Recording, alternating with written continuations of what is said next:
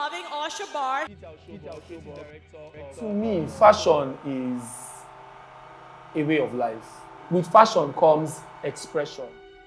Oshobor is an indigenously sustainable brand that is built on the love that exists between fathers and sons.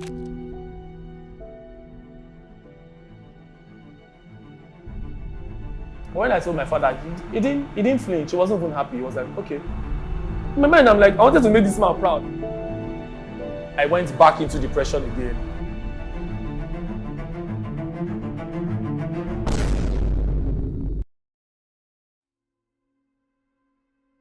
I know that, growing up as a child, I was very handy. I liked that I would mend stuff in the house, chairs, curtains, a lot of everything that was bad. It's cut down on the costs for my parents. They didn't have to spend to, change the chairs because they were worn out, or the curtains, or even our clothing. I was always fixing them, and I was doing this with thread and needle.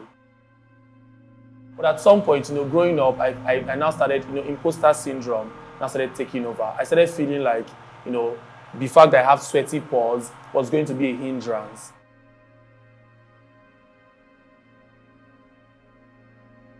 I was a model manager for 3 to 4 years. It was beautiful while it lasted. I trained a lot of models. But when I graduated, I knew that it wasn't for me. That was when I said I was going to change to being a designer. I decided to start a collection. My first collection was called Kukuruku. My second collection was Onojade, The Way Out. I worked with denims. At that time, I had a lot of issues. I lost my workspace. I lost my savings. I was in a beautiful relationship at the time that I even lost. And everything happened. And then this one person that was working with me, who happened to be my worker, he died.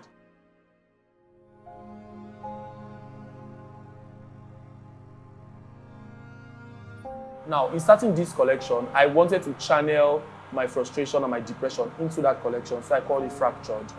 Now, when I was thinking of the storyboard, the thought process, the design aesthetic and everything, I remember that I had seen a fabric at the market that I took a picture of.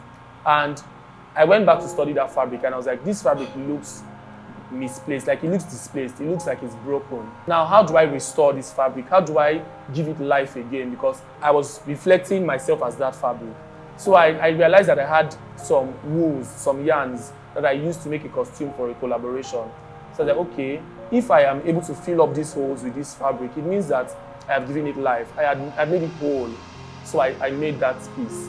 And my collection that time was 22 pieces. And 15 out of those 22 pieces, I made them with thread and needle from start to finish. And I shot the collection. And after everything, when the results came out, I didn't like it.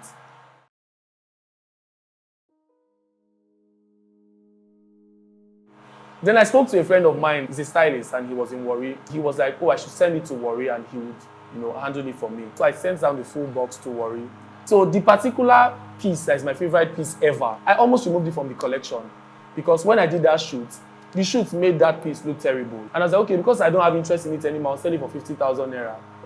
He now said, okay, I'll buy it, but first of all, shoot with it.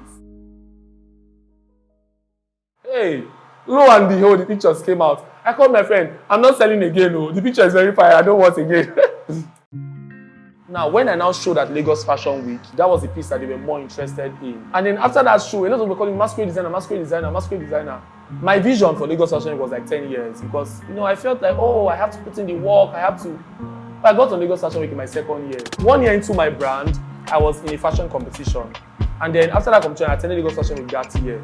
I don't know how, but I just told myself that by this time next year, I'm going to be on that runway. I just said it. And that next year it happened. So it was breakthrough for me, honestly. From there, I showed at New York Fashion Week. I even had a private show in Atlanta, and many other opportunities I have gotten. So this is a creative who is intentional about his craft is endless. Now, once you know what you are doing, you are intentional about it, your possibilities are endless.